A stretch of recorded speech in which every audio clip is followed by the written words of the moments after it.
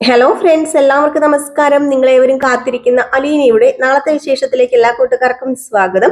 എല്ലാവർക്കും നല്ലൊരു ശുഭരാത്രി നേർന്നുകൊണ്ട് തന്നെ നാളത്തെ വിശേഷത്തിലേക്ക് കടക്കാണേ. നമ്മുടെ ചാനൽ ഇഷ്ടപ്പെടുന്നവർ തീർച്ചയായിട്ടും ഒരു ലൈക്ക്, ഒരു ഹൈപ്പ് ഒക്കെ അടിച്ചിട്ട് വീഡിയോ കാണാൻ വേണ്ടി ശ്രമിക്കണം. ആരെങ്കിലും ആദ്യമായിട്ട് കാണുന്നുണ്ടെങ്കിൽ നമ്മുടെ ചാനൽ ഒന്ന് സബ്സ്ക്രൈബും കൂടെ ചെയ്ത് വെക്കണേ. അപ്പൊ വിശേഷത്തിലേക്ക് പോവുകയാണ്. അങ്ങനെ നമ്മുടെ മനു വിവരം അറിഞ്ഞു. നമ്മുടെ അലീന അവിടെ ഇല്ല, കടപ്പാട്ടൂരില്ല. അലീനയല്ല, അലീന മാത്രമല്ല, കുട്ടിപ്പട്ടാളങ്ങളൊന്നും കടപ്പാട്ടൂരില്ല. എല്ലാവരും ഇപ്പൊ പാലാരിവട്ടത്താണ് ഉള്ളത് എന്ന്. അത് പ്രകാരം മനു വിളിച്ചപ്പോഴത്തേക്കും ഇത് അമ്മ അറിഞ്ഞോ എന്ന് ചോദിച്ചു. മേഡം അറിഞ്ഞോ എന്ന് ചോദിച്ചപ്പോൾ അറിഞ്ഞു എന്ന് പറഞ്ഞു. അയ്യോ, അത് വലിയ പ്രശ്നമാണല്ലോ. ഇനിയിപ്പോ എന്തെങ്കിലും പറയോ എന്നൊക്കെ ഇങ്ങനെ വല്ലാത്തൊരു പേടി പോലെ ഇങ്ങനെ അലീന കാണിച്ചപ്പോഴത്തേക്കും, അതല്ല അലീന, നീ എന്ത് പരിപാടിയാണ് കാണിച്ചത്? നിനക്ക് അവിടെ നിന്ന് പോകുമ്പം എന്നോടൊന്ന് വിളിച്ചു പറയത്തില്ലായിരുന്നോ? നീ എന്നോട് എന്താ പറയാതിരുന്നത് എന്ന് ചോദിച്ചു. അപ്പോഴത്തേക്കും അലീന പറഞ്ഞു, അയ്യോ അത് പിന്നെ അച്ഛനല്ലേ ഞങ്ങൾ ഇങ്ങോട്ടേക്ക് പറഞ്ഞു വിട്ടത്. അച്ഛനോട് ചോദിച്ചു പെർമിഷൻ മേടിച്ചു. അച്ഛൻ അവിടെ ഉണ്ടല്ലോ. പിന്നെ ഇപ്പം പ്രത്യേകിച്ച് മനുവേട്ടനോട്, അപ്പൊ പ്രത്യേകിച്ച് എന്നോട് പറയേണ്ട ഒരു കാര്യമില്ല. അയ്യോ മനുവേട്ട, തെറ്റായി പോയോ ഞാൻ ചെയ്തത്? പറയണമായിരുന്നോ മനുവേട്ടനോട്? അത് പിന്നെ ഇങ്ങോട്ട് വരുന്നതിന്റെ ആ ഒരു വെപ്രാളത്തിൽ, ആ ഒരു സന്തോഷത്തില്, അല്ല അക്കാര്യം വിട്ടുപോയി. മാത്രല്ല, വൈജാമ്മയോട് അറിഞ്ഞു കഴിഞ്ഞാൽ പ്രശ്നമാവൂലേ? അല്ല, ഞാൻ അറിഞ്ഞിട്ടുണ്ടേലോ നിന്റെ വൈജ മേഡത്തിനോട് പറയുവോ? ഇല്ലല്ലോ. എങ്കിലും അലീനെ, നീ ഒരുപാട് മാറിപ്പോയിട്ടോന്ന്. അപ്പോഴത്തേക്കും അലീന പറഞ്ഞു, അയ്യോ മനുവേട്ട, ക്ഷമിക്കും മനുവേട്ട, ഞാൻ പറഞ്ഞല്ലോ, സത്യത്തിൽ ഞാൻ മറന്നു പോയതാ. പിന്നെ മനുവേട്ടനോട് പ്രത്യേകിച്ച് എടുത്ത് പറയാൻ ഒന്നും എനിക്ക് തോന്നിയില്ല. അതിപ്പം തെറ്റാണെങ്കിൽ എന്നോട് ക്ഷമിക്കണം എന്ന് പറയുമ്പോഴത്തേക്കും, അത് വലിയ തെറ്റൊന്നും അല്ല. എന്നിട്ട് എന്തിയേ എല്ലാവരും? അത് പിന്നെ ബബിതയും കൃഷ്ണമോളും റൂമിൽ പോയി കിടന്നു, രോഹിത്തും കിടന്നു. അപ്പൊ ഇതുവരെ നിനക്ക് കിടക്കാൻ സമയമായില്ലേ? അല്ല, അവിടെ ചെന്നിട്ടും ജോലി തന്നെയാണോ? അയ്യോ, ഇവിടെ എന്ത് ജോലി? ഞങ്ങള് രാവിലെ ഇവിടെ ചുറ്റിക്കറങ്ങലും പരിപാടിയൊക്കെ ആയിട്ട് നടക്കുകയായിരുന്നു. ഇന്നേ അങ്ങ് കൊല്ലത്ത് പോയായിരുന്നു, നമ്മുടെ ചിന്നുമോളുടെ അടുത്തെ. ചിന്നുമോളെ പോയി കണ്ടു, അവളുമായിട്ട് ഒരുപാട് സംസാരിച്ചു. അവിടെ വെച്ച് ഞാന് അച്ഛനെ കണ്ടിരുന്നു. അച്ഛനങ്ങ് കൊല്ലത്തേക്ക് എന്തോ ആവശ്യത്തിന് വന്നതാന്നാ പറഞ്ഞെന്ന് പറഞ്ഞപ്പോ, കൊല്ലത്തേക്കോ? അപ്പം അങ്കിള് കൊല്ലത്തേക്കാണോ പോയത്? അതൊന്നും അറിയില്ല. കൊല്ലത്തേക്കാണോ എന്തോ എവിടേക്കാന്നൊന്നും അറിയില്ല. അച്ഛൻ ഏതായാലും പോന്നപ്പോഴത്തേക്കും ഞാൻ ചോദിച്ചു അച്ഛനോട് ഇങ്ങോട്ടേക്ക് പോന്നോട്ടെ എന്ന്. അപ്പൊ അച്ഛൻ സമ്മതിച്ചാന്ന് പറഞ്ഞപ്പോ, എന്തായാലും കൊള്ളാം, നമ്മളോടൊക്കെ ഇപ്പം പറയുന്നൊന്നും ഇല്ലല്ലോ എന്നുള്ള രീതിയിലൊക്കെ പറഞ്ഞിട്ട്, എന്നാ പിന്നെ ശരി, ഇങ്ങോട്ടേക്ക് എന്നാ തിരിച്ചു വരുന്നത്? അത് പിന്നെ ഞാന് നാളെയോ മറ്റന്നാളോ വരും അങ്ങോട്ടേക്ക്. കുറച്ച് കറങ്ങാനൊക്കെ ഉണ്ട്. അല്ല, ഞാനും കൂടെ വന്നായിരുന്നെങ്കിൽ നിങ്ങളുടെ കൂടെ കറങ്ങാൻ വരായിരുന്നല്ലോ, ഒരു ഡ്രൈവർ ആയനല്ലോ എന്നൊക്കെ ചോദിച്ചു കഴിഞ്ഞപ്പോഴത്തേക്കും, അതെ ഞങ്ങൾക്ക് ഇവിടെ ഡ്രൈവർ ആയിട്ടേ രോഹിത് ഉണ്ട്. അപ്പം വണ്ടിയും കൊണ്ടാണോ പോയത്? അതേന്നേ. നിങ്ങളാള് കൊള്ളാലോ, ഇപ്പം സ്വയം പര്യാപ്തതയൊക്കെ ആയെന്ന് തോന്നുന്നല്ലോ. സ്വന്തമായിട്ട് കാര്യങ്ങളൊക്കെ ചെയ്യുന്നു എല്ലാവരും കൂടെ ചേർന്ന്. അത് പിന്നെ പുറകെ ആരും ചെയ്തു തരാനില്ലെങ്കിലേ സ്വന്തമായിട്ട് ചെയ്തു പോകും. ഇപ്പം ബബിതയും രോഹിത്തും കൃഷ്ണമോളും അങ്ങനെയൊക്കെ തന്നെയാ. നേരത്തെയൊക്കെ സപ്പോർട്ടിനായിട്ട് വൈജയന്തി മേഡം ഒക്കെ ഉണ്ടായിരുന്നല്ലോ. ഇപ്പൊ അവർക്ക് തന്നെ മനസ്സിലായി തുടങ്ങി അവരുടെ കാര്യം അവർ തന്നെ ചെയ്യണമെന്ന്. എന്നിട്ട് നമ്മുടെ അലീന പറഞ്ഞു, പിന്നെ ഫോൺ വെക്കട്ടെ എന്ന് പറഞ്ഞു ഫോൺ കട്ട് ചെയ്തു കേട്ടോ. ഫോണൊക്കെ കട്ട് ചെയ്തു. ഇതേ സമയം പിന്നെ കാണിക്കുന്ന നമ്മുടെ രേവതിക്കുട്ടീനാണ് കേട്ടോ. അപ്പൊ രേവതിക്കുട്ടി അന്ന് അവിടെ പോയപ്പോ എടുത്ത, ഇന്ന് കൊല്ലത്ത് പോയപ്പോ എടുത്ത കുറച്ച് ഫോട്ടോസൊക്കെ ഉണ്ട്, നമ്മുടെ ചിന്നുമോളുടെ ഫോട്ടോസൊക്കെ. അപ്പം മാമച്ചനും അതുപോലെ ഗ്രേസിയും ചോദിച്ചു, അല്ല ഇടി പോയിട്ട് ചിന്നുമോൾക്ക് എങ്ങനെയുണ്ട്? രേവതിക്കുട്ടി പറഞ്ഞു, അതെ ഫോട്ടോ എടുത്തത് കയ്യിൽ ഇരിപ്പുണ്ടല്ലോ, അതങ്ങ് കാണിക്കാന്ന് പറഞ്ഞപ്പോഴത്തേക്കും, അത് ഉണ്ടായിട്ടാണോ നീ കാണിക്കാത്തത്? ഇനി തന്നെ കൊച്ചിനെ ഒന്ന് കാണട്ടെ എന്ന് പറഞ്ഞ് നമ്മുടെ രേവതിക്കുട്ടിയുടെ കയ്യിൽ നിന്ന് ഫോണൊക്കെ മേടിച്ചിട്ട് ചിന്നുകുട്ടീനെ കാണാം.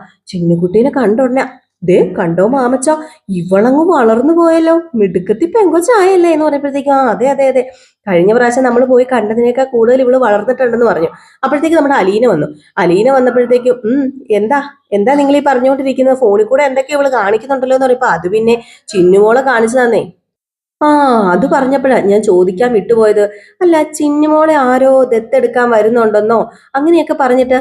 അപ്പൊ അലീന പറഞ്ഞു, അത് പിന്നെ ദത്തെടുക്കാനൊന്നും അല്ല, അവളുടെ കാര്യങ്ങളൊക്കെ നോക്കാനും, ഇങ്ങനെ സ്പോൺസർഷിപ്പ് ഒക്കെ ഇങ്ങനെ നടത്തുന്നവരുണ്ടല്ലോ, അപ്പൊ അവളുടെ കാര്യങ്ങളൊക്കെ ഏറ്റെടുക്കാൻ വേണ്ടി, അവളുടെ എന്താ പറയാ, അവൾക്കൊരു പഠനകാര്യങ്ങളും അങ്ങനെ അവളുടെ എല്ലാ കാര്യങ്ങളും ഏറ്റെടുത്ത് സ്പോൺസർഷിപ്പ് നടത്താൻ വേണ്ടി ഒരാള് തയ്യാറായി എന്നാ പറഞ്ഞത്.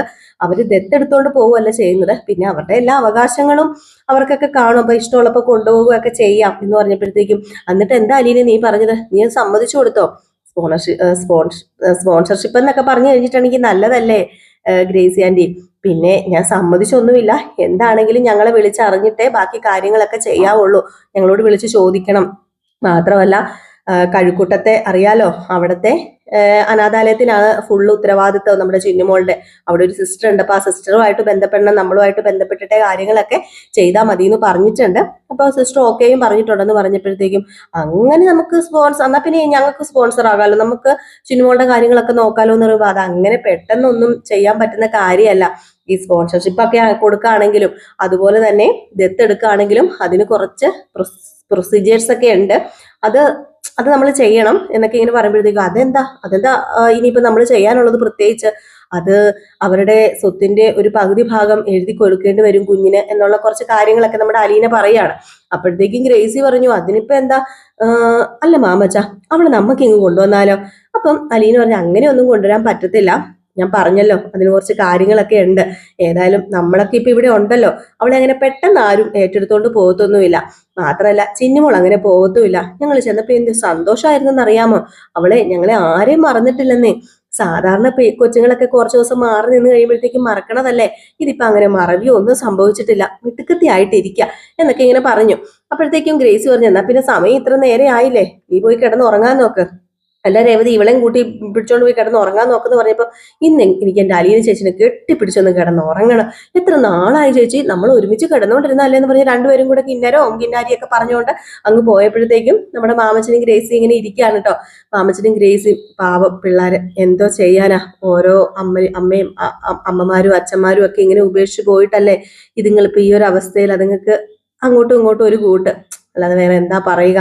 പാവ ആ കൊച്ചിന്റെ അവസ്ഥയും കണ്ടില്ലേ, ചിന്നുമോളുടെ അവസ്ഥ. ഏതോ ഒരു സ്ത്രീ ഇനിയിപ്പം എന്തെങ്കിലും തെറ്റിലൂടെ ഉണ്ടായതാണോ, അതിന് നോക്കാൻ കഴിയുവേലാഞ്ഞിട്ടാണോ എന്നൊന്നും അറിയില്ലല്ലോ മാമച്ച.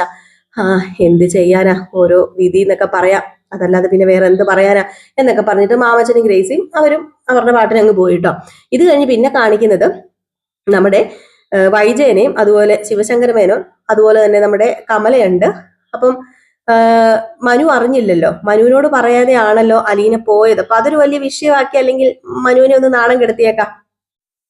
അങ്ങനെ മനുവിനോട് ചോദിക്കുകയാണ് വൈജ, അല്ല അല്ല നീ അവളുടെ പുറകെ കുറെ നാള് നടന്നതല്ലേ, എന്നല്ല നീയും കുറെ കൊണ്ടു നടന്നതല്ലേ അവിടെ അങ്ങോട്ട് പോകാനും ഇങ്ങോട്ട് പോകാനും സഹായിച്ചതും അല്ല, നീ അവളുടെ രക്ഷകർത്താവാണെന്നോ ഒക്കെയാ പറയുന്നതല്ലേ, എന്തു പറ്റി എന്നിട്ട് അലീന പോയ കാര്യം നിന്നോട് പറഞ്ഞില്ലേ എന്ന് ഇങ്ങനെ ചോദിച്ചപ്പോഴത്തേക്കും അത് പിന്നെ അതിപ്പോ എന്നോട് പറയേണ്ട കാര്യമുണ്ടോ പ്രത്യേകിച്ച്, അവള് ഇപ്പൊ എവിടെയാ ഉള്ളത്, കടപ്പാട്ടൂര്, അവിടെ ആരാ ഉള്ളത്, ബാലചന്ദ്രമേനോൻ, ബാലചന്ദ്രമേനോനോട് പറഞ്ഞാ പോരെ, അല്ലാതെ ഇപ്പൊ എന്നോട് തന്നെ പ്രത്യേകിച്ച് പറയേണ്ട ആവശ്യമുണ്ടോ. ഓ നാണമില്ലേടാ നിനക്ക്, വലിയ രീതിയിൽ പൊക്കി പിടിച്ചോണ്ട് നടക്കുക, എന്നിട്ട് നിന്നോടൊരു വാക്ക് ചോദിച്ചു അവള്, വലിയ ഗാർഡിയനാണ് പോലും. എന്തോന്ന് ഗാർഡിയൻ, നീ അല്ലേ അവളെ അവിടെ കൊണ്ടാക്കിയത്, എന്നിട്ട് അതിന്റെ വല്ല കൂറുണ്ടോ നിന്നോട്. എന്റെ പൊന്നു വൈജയാന്റി, ഇപ്പൊ വൈജയാന്റിക്ക് എന്താ വേണ്ടത്, ഞാനിനിയിപ്പൊ അലീന എന്നോട് പറയാതെയാണല്ലോ പോയത്, അയ്യോ അവൾ എന്നോട് എന്തുകൊണ്ട് പറയാതെ പോയി, പക്ഷെ അത് മോശമായി പോയല്ലോ എന്നും പറഞ്ഞ് ഞാനിനിയിപ്പം അവളോട് വഴക്കുണ്ടാക്കണോ, അല്ലെങ്കിൽ അവളോട് പിണങ്ങി നടക്കണോ, അതിനു വേണ്ടിയുള്ള സൈക്കോളജിക്കൽ പരമായ മൂവ്മെന്റ്സ് ആണോ ആന്റി നടത്തുന്നത്, ഇത് ചീപ്പ് പരിപാടിയല്ലേ, ഈ പരിപാടി സാധാരണ ഇവിടെ നടത്താറുള്ളതേ എന്റെ അമ്മയാണല്ലോ എന്ന്. അപ്പം കമല വെറുതെ ഇരിക്കുന്ന എന്റെ മേക്കിട്ട് കയറിക്കോ നീ, ഞാൻ അതിന് വല്ലതും പറഞ്ഞോ, ഓ അല്ല എന്റെ അമ്മയാണല്ലോ ഈ വക കാര്യങ്ങളൊക്കെ പറയുന്നത്, അതുകൊണ്ട് ഞാൻ അങ്ങ് പറഞ്ഞതേ ഉള്ളെന്ന് നമ്മുടെ മനു പറഞ്ഞിട്ട്, അതെ നിങ്ങൾ ഇവിടെ എന്താന്ന് വെച്ചാൽ കാണിക്കുക, ഇനിയിപ്പം ഞാൻ ഇവിടെ ഇരുന്ന് മറ്റേ പരദൂഷണവും അതുപോലെ തന്നെ നുണയും കൊതിയും ഒന്നും പറയാൻ എനിക്ക് പറ്റത്തില്ല. അവർക്ക് പോകാൻ തോന്നി അവർക്ക് പോയി, അവര് പെർമിഷൻ ചോദിക്കുന്നവരോട് ചോദിക്കുകയും ചെയ്തു, എന്നിട്ട് ആ പെർമിഷൻ മേടിച്ചിട്ടാണല്ലോ പോയത്. ഇനിയിപ്പൊ വൈജാന്തിയോട് ചോദിക്കാത്തതിന്റെ വിഷമമാണോ എന്ന് ചോദിച്ചപ്പോഴത്തേക്കും എന്റെ പട്ടി കൊടുക്കും അവൾക്ക് പെർമിഷൻ, അല്ലെങ്കിൽ പിന്നെ എന്നോട് ചോദിച്ചിട്ട് അവൾക്ക് പോകേണ്ട കാര്യം എന്താ, അവൾ എന്റെ ആരാ എന്നൊക്കെ പറഞ്ഞു വൈജ.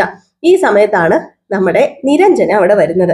നിരഞ്ജന അവിടെ വന്നിട്ട് പറയുകയാണ്, അല്ല ബാലചന്ദ്രമേനോന്റെ മകളല്ലല്ലോ ഈ പറയുന്ന നമ്മുടെ അലീന ചേച്ചിന്ന് പറഞ്ഞു. ബാലചന്ദ്രമേനോന്റെ മകളല്ലേ അലീന, നീ എന്താടി നിരഞ്ജന പറയുന്നത് എന്ന് കമലയും ചോദിക്കുവാണ്.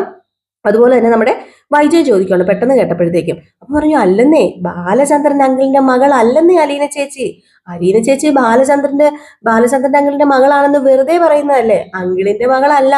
അതിപ്പം വെറുതെ എല്ലാവരുടെയും കണ്ണടപ്പിക്കാൻ വേണ്ടി, അല്ലെങ്കിൽ ചോദ്യങ്ങൾ എല്ലാവരും ചോദിക്കുന്ന ചോദ്യങ്ങൾക്ക് അതങ്ങ് പറഞ്ഞങ്ങ് ഒഴിക്കാലോ, അപ്പൊ അതുകൊണ്ടാണല്ലോ അങ്ങനെ പറയുന്നത്, അല്ലാതെ അങ്കിളിന്റെ മകളൊന്നും അല്ല എന്ന് പറയുമ്പോഴത്തേക്ക് ഇത് നിന്നോട് ആരാ പറഞ്ഞത്, ഇത് എന്നോട് പറഞ്ഞതേ വേറെ ആരുമല്ല ബബിതേച്ചിയാ. ബബിതേച്ചിയും കൃഷ്ണയും അതുപോലെ തന്നെ രോഹിത്തിനൊക്കെ അറിയാലോ ഇത്, അവരോട് അലീന ചേച്ചി നേരിട്ട് പറഞ്ഞതാ. അലീന ചേച്ചി മാത്രമല്ല കേട്ടോ, ബാലചന്ദ്രൻ അങ്കിളും അവരോട് നേരിട്ട് പറഞ്ഞു എന്ന്. ഇത് കേട്ട ഉടനെ വൈജ, ഓഹോ, അപ്പം ഞാൻ മനസ്സിൽ വിചാരിച്ച കാര്യങ്ങളൊക്കെ ശരിയാണല്ലേ. ബാലചന്ദ്രന്റെ മകളല്ല അലീന.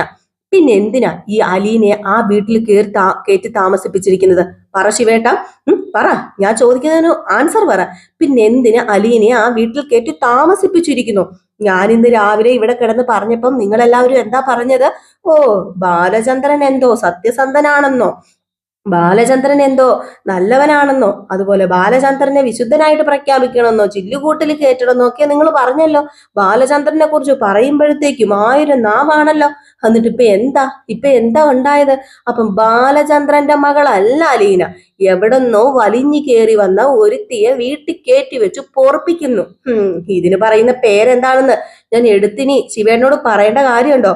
പിള്ളാരൊക്കെ ഇവിടെ ഇരിക്കണുണ്ട്, അല്ലെങ്കിൽ ഞാൻ പറയാതെന്ന് പറഞ്ഞപ്പോ കമല പറഞ്ഞു, ചേടാ, ഇതിപ്പം ബാലചന്ദ്രന്റെ മകളല്ലെങ്കിൽ പിന്നെ ഇതിന് അലീനയെ ബാലചന്ദ്രൻ അവിടെ നിർത്തിയിരിക്കുന്നത്?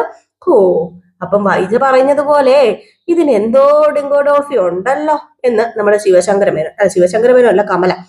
അപ്പൊ ശിവശങ്കരമേനോൻ പറഞ്ഞു, എന്റെ പൊന്നു കമലെ, നീ ഒന്നും മിണ്ടാതിരിക്കുക.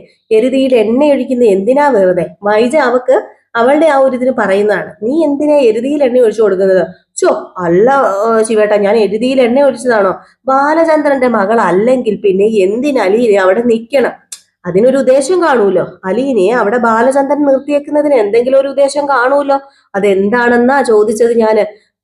ഈ നിൽക്കുന്ന വൈജ പറയുന്നതിലാണോ തെറ്റിരിക്കുന്നത്? ഇതിന് പറയുന്ന പേര് വൈജ പറഞ്ഞത് തന്നെയാണ്, ആവിഹിതം. ആവിഹിതം അല്ലാതെ ഇതിന് എന്താ പറയുക? ഒരു ചെറുപ്പക്കാരി പെണ്ണിനെ കണ്ടപ്പോഴത്തേക്കും എല്ലാം മറന്നു. ഇനിയിപ്പം വൈജനെ ആവശ്യമില്ല എന്ന് പറഞ്ഞപ്പോഴത്തേക്കും ദേഷ്യം വന്നിട്ട് ശിവൻ പറഞ്ഞു, മര്യാദക്ക് കയറി പൊക്കോണം. ചുമ്മാ എരുതിയിൽ എണ്ണ ഒഴിച്ചോണ്ടിരിക്കുക അവള്. നിനക്ക് എന്തിന്റെ കേടാടി ഇത്? ഇവിടെ ഒരുത്തി ഇതെല്ലാം കേട്ടിട്ട് തുള്ളാൻ നിൽക്കുന്നു, അവിടെ ഒരുത്തി എരുതിയിൽ എണ്ണ ഒഴിച്ചു കൊടുക്കുന്നു. രണ്ടും കൂടെ അകത്ത് കയറി പൊക്കോണം പറഞ്ഞപ്പം, അല്ല ശിവേട്ട ഞാൻ ചോദിക്കുന്നതിന് ആൻസർ പറ. കമലയടുത്ത് എന്തോ പറയട്ടെ, എന്റെ ഭർത്താവിനെ കുറിച്ച് ഞാൻ ചോദിക്കുന്നതിന് ആൻസർ പറ.